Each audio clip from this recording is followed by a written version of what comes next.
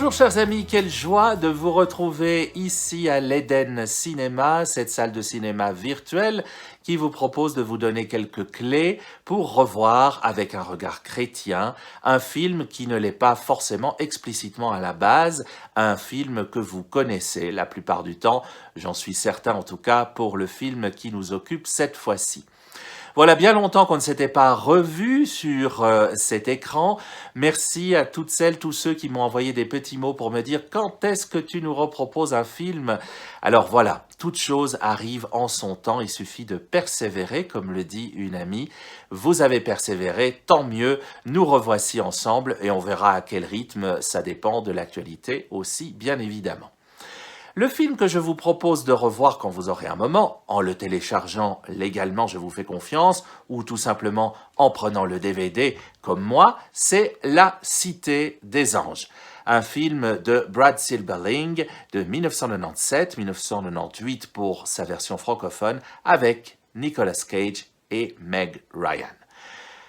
Un film qui n'a rien eu, mais alors rien du tout, aucune récompense, aucun César, rien du tout, quelques nominations, quelques toutes petites récompenses dans des festivals ou des concours tout à fait locaux, chaque fois pour les musiques du film de fait, autant dire rien du tout. Nicolas Cage, nada, Meg Ryan, rien non plus, alors que ces deux-là, dans cette histoire, méritent amplement d'être distingués par la profession pour leur jeu d'acteur. Je ne parle pas du troisième homme qu'est Dennis Franz, qui lui aussi livre une composition tout à fait remarquable. Que dire encore de la mise en scène, qui elle aussi méritait d'être distinguée, la mise en scène de Brad Silberling, avec toutes ces images en hauteur, à la limite de l'équilibrisme dans certains cas, puisque les anges dont nous allons parler vivent sur des hauts points, ils aiment vivre avec les jambes dans le vide ou perchés quelque part, ou alors au bord de la plage où ils se réunissent chaque soir et chaque matin pour le coucher et le lever du soleil, et là aussi, il y a des images magnifiques. Une mention spéciale à John Seale qui s'occupe de la lumière et qui lui aussi aurait mérité d'être distingué dans ce film parce que la lumière y joue un rôle très important et il la met très très bien en valeur. L'histoire. Eh bien l'histoire c'est celle des ailes du désir de Wim Wenders, un film sorti 10 ans auparavant, en 1987. Le film d'ailleurs ne s'en cache pas, un carton seul dans le générique est réservé à Wim Wenders pour dire que La Cité des Anges s'inspire de ce premier film.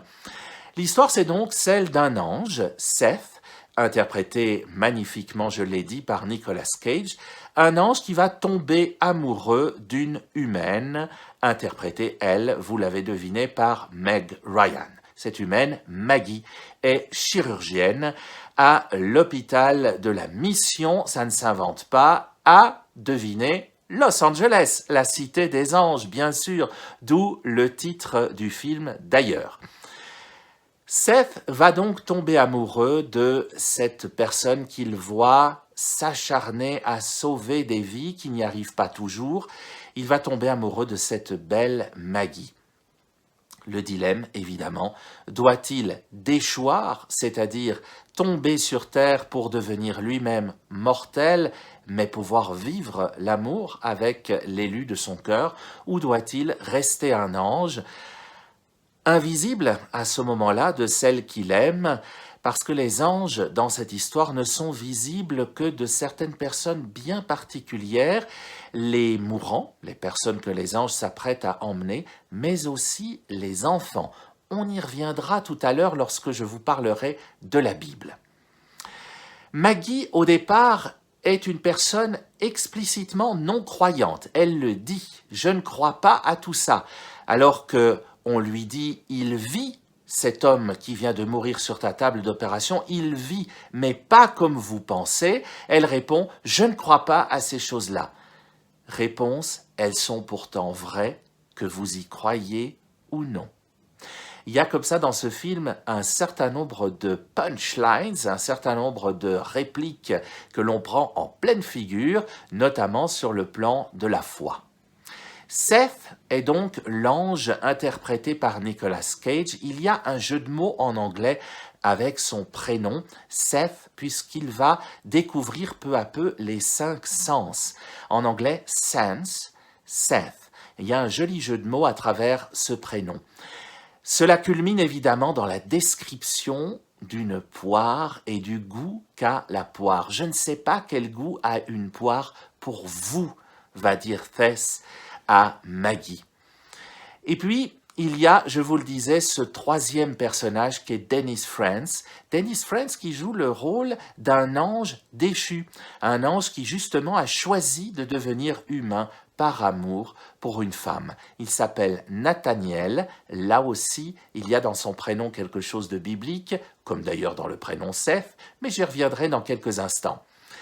C'est lui qui va aiguiller vraiment ces deux amoureux sur le bon chemin, en leur rappelant que Dieu nous a donné le plus beau des cadeaux, dit-il à un moment du film, le libre arbitre. C'est évidemment un des thèmes de ce film, le libre arbitre qui est là, quels que soient les aiguillages sur lesquels nous emmène notre existence, le libre arbitre est là pour nous permettre de choisir à n'importe quel moment, tout est toujours encore possible.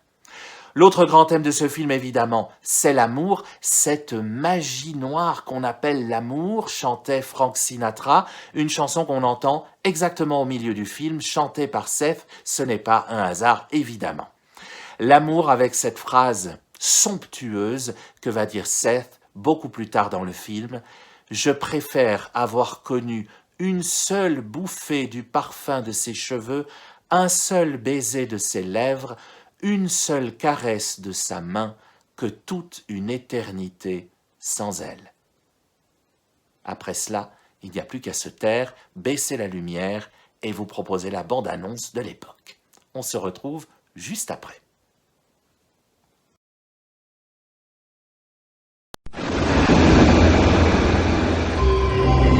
Et si les anges étaient parmi nous, silencieux et invisibles? Le chirurgien dans la salle d'opération ce matin, elle m'a regardé moi. Et si l'un d'entre eux, Personne peut te voir, sauf si tu veux qu'on te voie. tombait amoureux de l'une d'entre nous? Et si je veux qu'elle me voie? Pourquoi le voudrais-tu? Pour pouvoir l'aider.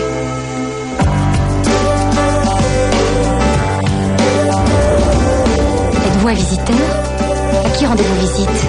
À vous. Si vous rencontriez l'être auquel vous étiez destiné, J'ai la conviction qu'il y a autre chose de plus grand, là, quelque part. Plus grand que moi et plus grand que vous. Fermez vos yeux. sans sentir le contact de sa peau, Je suis là à vous attendre, à espérer que je vais peut-être vous revoir. Je ne vous connais même pas. ni ses baisers, Vous avez senti?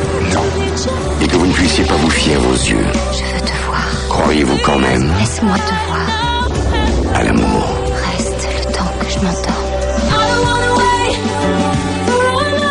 Je ne comprends pas le Dieu qui nous a permis de nous rencontrer si nous ne pouvons jamais nous aimer. Il peut renoncer à l'existence telle qu'il la connaît et devenir l'un d'entre nous. On choisit de tomber sur Terre. Et quand tu te réveilles en bas, tu es Humain. Nicolas Cage, Meg Ryan, La Cité des Anges.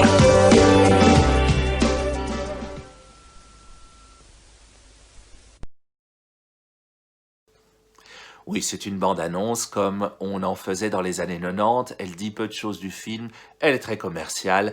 Mais enfin, si elle vous donne envie de le revoir, ce sera déjà pas mal.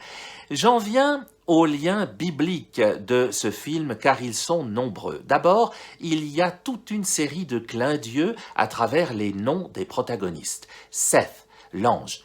Seth, c'est le troisième fils d'Adam et Ève, le frère d'Abel et Caïn, celui en qui réside le possible. Après que Caïn ait tué Abel, finalement, le champ des possibles réside en la personne de Seth. C'est à travers lui que va pouvoir se recréer l'humanité. Et quelque part, c'est assez joli d'imaginer cela ou de se rappeler cela en revoyant ce film, car c'est en Seth, l'ange interprété par Nicolas Cage, que réside le champ des possibles dans cette histoire. C'est lui qui a toutes les clés en main, c'est lui qui peut prendre telle ou telle décision. Non, je ne vous dirai pas celle qu'il prendra. Il y a le troisième homme de cette histoire, interprété par Dennis Franz, je vous ai dit son prénom, Nathaniel. Or, Nathaniel signifie « Dieu a donné », et c'est précisément dans la bouche de Nathaniel qu'est placée cette phrase que je vous citais tout à l'heure, « Dieu nous a donné » le plus beau des cadeaux, le libre arbitre. Mais il y a encore son nom de famille. Il s'appelle Messenger. Et d'ailleurs, Maggie, dans un premier temps, le prononce Messinger et il insiste en disant que le G se prononce je, Messenger, et c'est pas pour rien parce que le jeu de mots avec le messager est évident, surtout quand on se rappelle que le mot ange en grec, angelos, signifie précisément le messager. Messenger, Nathaniel de son prénom, est un ange qui est sur terre, qui est devenu humain, qui a choisi de déchoir par amour pour sa bien-aimée. L'amour de Maggie de la part de Seth et l'amour de Seth de la part de Maggie est évidemment l'un des thèmes phares de ce film, l'amour qui va avec la couleur rouge. La couleur rouge est un autre fil rouge, justement, de cette œuvre. Même si vous connaissez le film par cœur, que vous l'avez vu 25 fois, revoyez-le en faisant attention à tout ce qui est rouge et à quel moment ces objets rouges interviennent.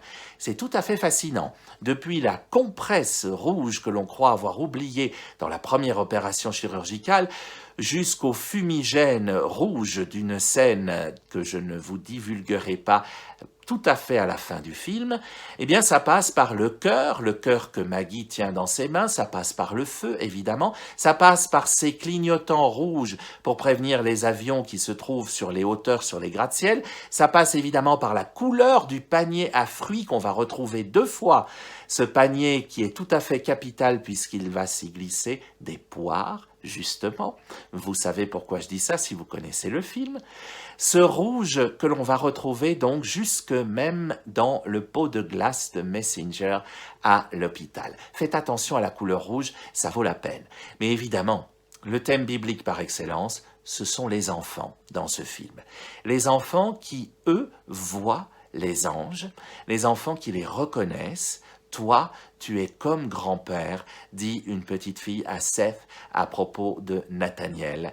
Les anges comprennent qui ils ont devant eux, alors que, dit un ange à un moment du film, les adultes ont cessé de croire en nous depuis belle lurette. Les anges donc et leur foi, leur pureté d'âme, c'est un des thèmes du film avec ce verset que vous connaissez par cœur. Si vous ne redevenez pas comme ces petits-enfants, vous n'entrerez pas dans le royaume des cieux, dit Jésus en Matthieu 18:3.